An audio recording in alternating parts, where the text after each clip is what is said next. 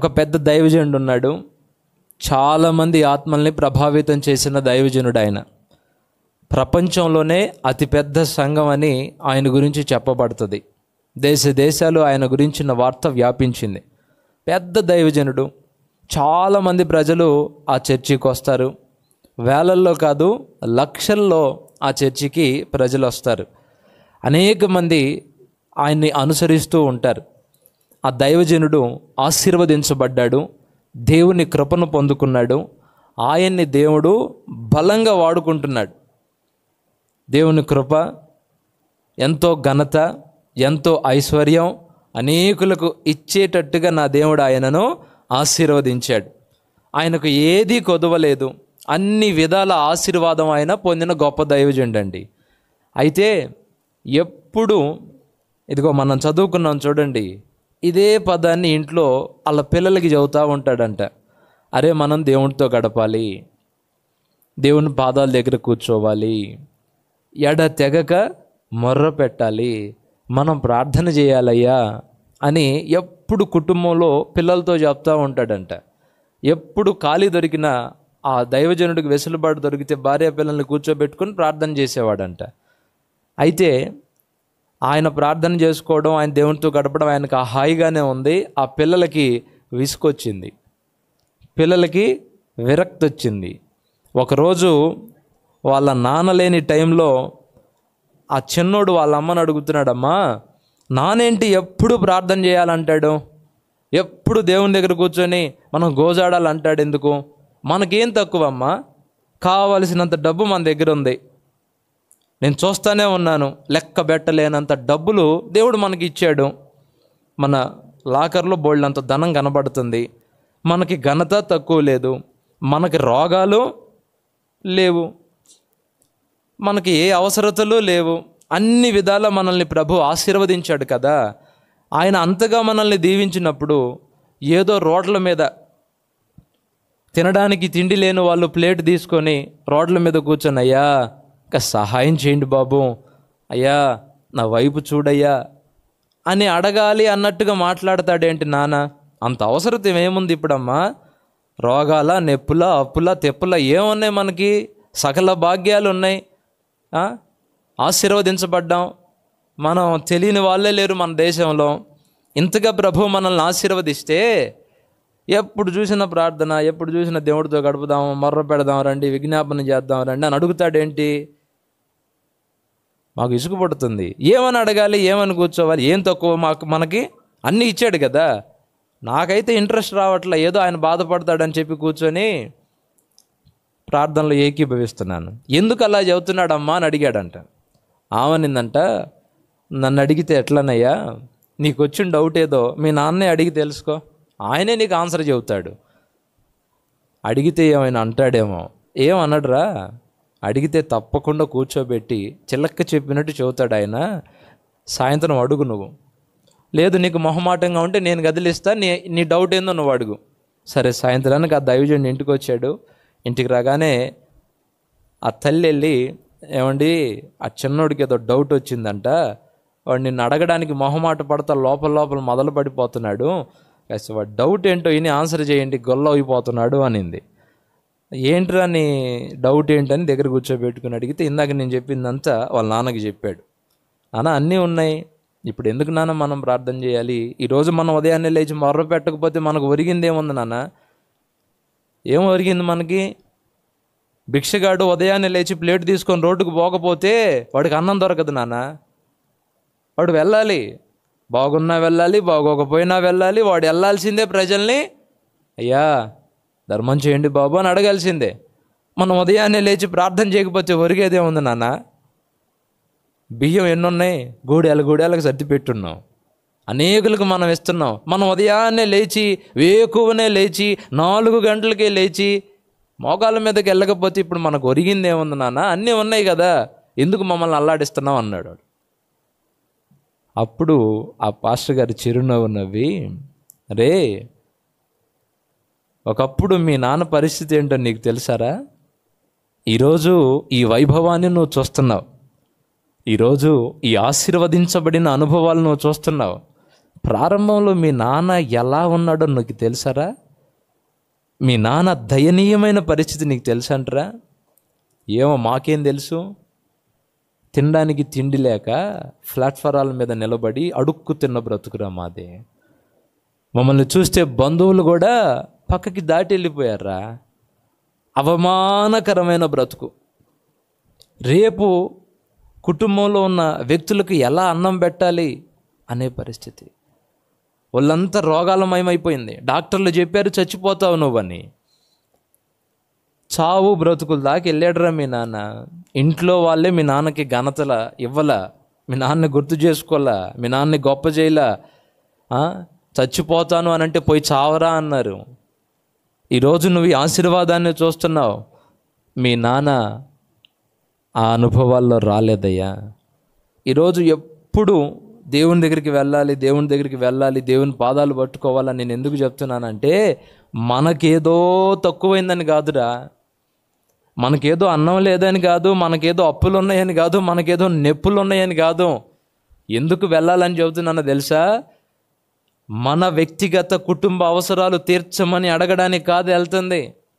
ఒకప్పుడు చేసే ఆ ప్రార్థన నేను ప్రారంభ రోజుల్లో ఆయన పాదాలు పట్టుకొని, అయ్యా నలుగురికి ఇచ్చే కృప ఇవ్వయ్యా, నాకే తినడానికి తిండి లేదు, నా బిడ్డలకు పెట్టుకోలేకపోతున్నాను, నేను నలుగురికి ఇచ్చేటట్టుగా నన్ను ఆశీర్వదించని ఎంత ఏడ్చానో, ఎన్ని కన్నీళ్ళు కార్చానో నన్ను అడిగితే నేను చెబుతా, మిమ్మల్ని అడిగితే మీ అమ్మ చెప్పిద్ది. ప్రారంభంలో నా అవసరాల కొరకు అడిగానురా దేవుణ్ణి. నేను ఎంత అడిగా, ఇంత ఈ ప్రభువా చాలు, నాకేం పెద్ద అంత వద్దు, నాకు ఇంత ఇవ్వు ప్రభు అని మొర్రపెట్టానురా నేను ఇంత ఇవ్వమని ఆయన్ని ఏడ్చి కన్నీళ్ళు విడిచి ప్రార్థన చేస్తే, నన్ను బాగు చేయ్యా, ఈ రోగం నుండి నన్ను బయటికి తీసుకురాయ్యా అని మొర్రపెట్టా. అప్పులు తొలగించమని అడిగా, నలుగురికి ఆశీర్వాదకరమైన పాత్రగా ఉంచమని అడిగాను, అనేక జీవితాలకు వెలుగుగా ఉండేటట్టు కృప చూపమని అడిగాను. నా తండ్రి నేను అడిగిన ప్రతిదీ, నేను ఇంత అడిగితే నా ప్రభు ఇంతగా నన్ను ఆశీర్వదించాడు. కొట్టపోతే ఊరుకోను నేను. అరే ఇంత అడిగానురా నేను, ఇంతే అడిగింది నేను, ఇంత అడిగాను. అసలు ఆయన నా ప్రార్థన ఆలకించి నన్ను గుర్తుపట్టి ఒక మట్టి పురుగుని మహిమకు చేర్చి ఘనపరిచి ఆశీర్వదించిన వాడు రాయన, కృప చూపిన దేవుడు రాయన. పెంట కుప్పల మీద ఉన్న పురుగు లాంటి మనిషిని తెచ్చి అందలం మీద కూర్చోబెట్టాడు. షోకేస్లో ఒక బొమ్మ మాదిరిగా నన్ను ఉంచాడు. నేను ఇంత అడిగా, ఇంత ఇచ్చాడు. ఇప్పుడు ఉదయాన్నే నేను వెళ్ళి మోకరిస్తే నాకు అది కావాలి, నాకు ఇది కావాలని కాదు ఇప్పుడు అడుగుతుంది. నేను రోజు నా ప్రభు దగ్గరికి ఎందుకు వెళ్తానో తెలుసా? నాకు అవసరాలు తీర్చమని వెళ్ళను. ప్రభువా నా ప్రార్థనలన్నీ విన్నావు, నేను ఏవేవైతే అడిగానో, నేను అడిగిన వాటికంటే ఊహించిన వాటికంటే కూడా అద్భుతమైన కార్యం ప్రభువా నువ్వు చేశావు, నీకు స్తోత్రాలని ఆయనను స్తుతించడానికి వెళ్తున్నాను రా. ఎంత స్తుతించినా తక్కువేరా నాయన, ఎంత కొనియాడినా ఆయన రుణాన్ని తీర్చలేము. ఒకనాటి కార్యాలు చేశాడా, ఒకనాటి కృప చూపాడా, ప్రపంచమే ఫలానా వాడు ఉన్నాడని చెప్పుకునేటట్టు చేశాడు. హల్లెలూయా. అరే వెళ్ళేది ఆయన స్తుతించడానికి. ఎడతెగక ప్రార్థన చేయడి ప్రతి విషయమునందు. మీరు నోరు తెరిచా ఫుల్ చేయలేరు దాన్ని, చెప్పండి. ఉదయాన్నే లేచయ్యా ఈరోజు కూడా బ్రతుకునిచ్చావుగా, కళ్ళు తెరిచి కూర్చొని నీతో పాటు మాట్లాడుకుంటున్నాగా, నీకు స్తోత్రాలు, వందనాలు. ఈరోజు మనం ప్రభువుని స్తుతించేది ఎక్కువ, ప్రభువు దగ్గరికి వెళ్ళి అడిగేది ఎక్కువ. మీ అనుభవం ఏంటి చెప్పండి? మోకరించగానే ఒకరోజు 24 గంటలు గడిచిన లోపు మీరు స్తుతించే ఆ స్తుతుల గంప నిండుతుందా? మీరు అడిగే విజ్ఞాపనల గంప నిండుతుందా? మనలో మన మాట చెప్పండి. బాబా బాబా యా యా యా యా ఇదయ్యా అదయ్యా ఇదయ్యా అదయ్యా అది ఇవ్వలేదేందయ్యా ఇది ఇవ్వలేదేందయ్యా దాని సంగతి ఏందయ్యా దీని సంగతి ఏందయ్యా ఆ సంగతి ఏంది ఈ సంగతి ఏంది, కూరగాయలు కొట్టుకుపోయినట్టే కదా. కానీ దావీదు జీవితాన్ని మనం గమనిద్దాం. దావీదు దినానికి ఎన్ని మార్లు ప్రార్థన చేసేవాడంట? ఎన్నిసార్లు? మంచో చెడ్డో ఏమండి, తప్పో ఒప్పో ఏదో ఒకటి చెప్పండి ఇసాకన్నా. ఎన్నిసార్లు? 3 సార్లు ప్రార్థన చేసేవాడు. ఎన్నిసార్లు స్తుతించేవాడు? ఎన్నిసార్లు?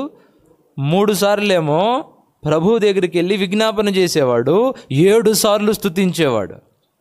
దేనికి పెద్దపీట వేశాడు? దేవుని దగ్గరికి వెళ్ళేటప్పుడు దేనికి పెద్దపీట వేశాడు? ఎక్కడో గొర్రెల దొడ్డిలో ఉన్న నన్ను వానకు తడిసి మంచులో కొట్టకపోవలసిన నన్ను నా అన్నలు పట్టించుకోలేదు, అమ్మ నాన్న పట్టించుకోలేదు, స్నేహితులు పట్టించుకోలేదు, ఎక్కడో గొర్రెల దొడ్డిలో ఉండాల్సిన నన్ను ఆ టైంలో ఆకాశమందున్న నా ప్రభువు నన్ను గమనించి గొర్రెల దొడ్డిలో గొర్రెలకి కాపరిగా ఉన్న నన్ను తీసుకొని వచ్చి ఆయన ప్రజలైన ఇశ్రాయేలు జాతి యావత్తు ఆ జాతికే నన్ను రాజుగా చేశాడు. హల్లెలూయా. ఇక ఇంతకంటే నాకేం కావాలి? దావీదు ప్రార్థన చూడండి. అయ్యా, ఇంతగా నన్ను హెచ్చించడానికి నేను ఎంతటి వాడను? నా కుటుంబం ఏ పాటిదయ్యా? నా గోత్రం ఏ పాటిదయ్యా? నేను మంచోడిని కాదు, ఎందుకు నన్ను ఇంతగా ఆశీర్వదించావు? ఎందుకు ఇంత గుర్తింపు నాకు నలుగురిలో ఇచ్చావు? అసలు ఎక్కడ ఉండాల్సినోడిని నేను ఏ స్థానంలో ఉండాల్సినోడిని? ఈరోజు ఇలా ఉంటున్నానంటే నీ కృప కదా ప్రభువా. ఇంక ఏం అడుగుతాను? ఏమి ఇవ్వమని అంటాను? ఏమి ఇవ్వద్దు నాకు. కీర్తనల గ్రంథం అని బైబిల్లో ఒకటి ఉంది, మనందరికీ బాగా తెలుసు. ఆ కీర్తనల గ్రంథంలో ఎక్కువ పాటలు ఎవరు ఎక్కువ పాటలు రాశారు చెప్పండి? ఏదో ఒకటి వినపడేటట్టు చెప్పండి. మీకు బాగా తెలుసుగా, చాలామంది పాటలు రాసిన వాళ్ళు ఉన్నారు, కానీ ఎక్కువ పాటలు ఎవరయ్యా అంటే దావీదు. ఎందుకో చెప్పనా? ఆయన దేవుణ్ణి స్తుతించడం అంటే ఆయనకి పిచ్చి ప్రేమ. ఆశీర్వదించబడిన నా ప్రియ దేవుని బిడ్డలారా, ఒకవేళ మీకు వెసులుబాటు ఉంటే, దేవుని కృప మీరు పొందుకొని ఉంటే, ఎక్కడో ఉండాల్సిన మిమ్మల్ని తీసుకొని వచ్చి పాప బంధకాలు తెంచివేసి పరిశుద్ధ రక్తముతో కడిగి పవిత్రపరిచి పరలోక వారసులుగా మిమ్మల్ని చేసి, నన్ను చేసి, మనల్ని చేసి, కాస్తో కోస్తో కృపనిచ్చి రేపు తినడానికి తిండి లేదే అనే పరిస్థితి లేకుండా, ఒకవేళ ఆ పరిస్థితుల్లో మీరు ఉంటే సన్నిధి నుండి ఒక భరోసా మీకు ఇచ్చి, మీకు తినడానికి తిండి లేకపోతే సన్నిధిలో నుండి తీసుకొని వెళ్ళండి అన్న ఒక భరోసా మీకు ఇచ్చి, నాకిచ్చి, మనకిచ్చి, ఇంత కృప ప్రభువు చూపినప్పుడు ఎందుకు ఆయన దగ్గరికి వెళ్ళాలన్న ప్రశ్న వస్తుందా? దేవుడు అంటే ఏమంటే డాక్టర్ని మనం ఎప్పుడు గుర్తు చేసుకుంటాం చెప్పండి? రోగం వచ్చినప్పుడు మనకు కనపడేది డాక్టరు. ఎవరైనా లేనిపోయిన నింద మన మీద వేశారనుకో, పోలీస్ కేసు పెట్టారనుకో, మనకు గుర్తొచ్చేది ఎవరు? లాయరు. మరి ఆయన పట్టుకోవాలా, పోయి కేసు వాదించుకోవాలా? ఆపదల్లో మనం ఉన్నామనుకో, కాస్త ఇంట్లో గడవట్లేదనుకో, మనకు గుర్తొచ్చేది మనకు తెలిసిన కాస్త ధనవంతులు. దేవుడు ఎవరు? డాక్టరా? యాక్టరా? రాజకీయ నాయకుడా? అప్పుడప్పుడు గుర్తు చేసుకోవడానికి దేవుడు ఎవరు? ఆపద మొక్కులు వాడా? ఇక అంత వాడుకోవడమేనా? ఇక దేవుడు అంటే ఏం సంగతి? ఎప్పుడు ఇస్తావు? ఏంది కథ? ఇంకా ఏంది? మొన్న అడిగిన ఎందుకు లేదు? మన వ్యవహారం ఎలా ఉందో చెప్పనా? అప్పులోడు కంటే దారుణంగా ఉంది దేవుడి దగ్గర మన వ్యవహారం. ఎలా ఉంది? అప్పులోడు కంటే దారుణంగా ఉంది మన వ్యవహారం కొంతమందిది. ఎందుకు చేయలేదు ప్రభువా? ఎందుకు లేదు? ఎన్నిసార్లు అడగాలి నేను? నువ్వు పెద్ద అప్పు ఇచ్చావు, ఆయనకి అప్పు ఇచ్చావు, బాండ్ పేపర్ మీద రాశాడు, తిరిగి ఇస్తాను, ఫలానా గడువు కల్లా ఇవ్వకపోతే ఏదో ఒకటి నెక్స్ట్ వచ్చి చేసుకుని అన్నాడు. మనతో అడగడానికి, రుబాబు చేయడానికి మన దగ్గర హక్కు లేకపోయినప్పటికీ, మనం చేస్తున్నప్పటికీ ఒక కన్న తండ్రిలాగా హక్కున చేర్చుకుంటున్నాడు మనం ఆరాధించే గొప్ప దేవుడు. హల్లెలూయా. ఈరోజు దేవుని దగ్గరికి ఎందుకు వెళ్ళాలండి? ప్రభు పాద సన్నిధి దగ్గరికి ఎందుకు వెళ్ళాలండి? దావీదట 3 సార్లు విజ్ఞాపన చేసేవాడట, 7 సార్లు స్తుతించడానికే కేటాయించుకున్నాడు.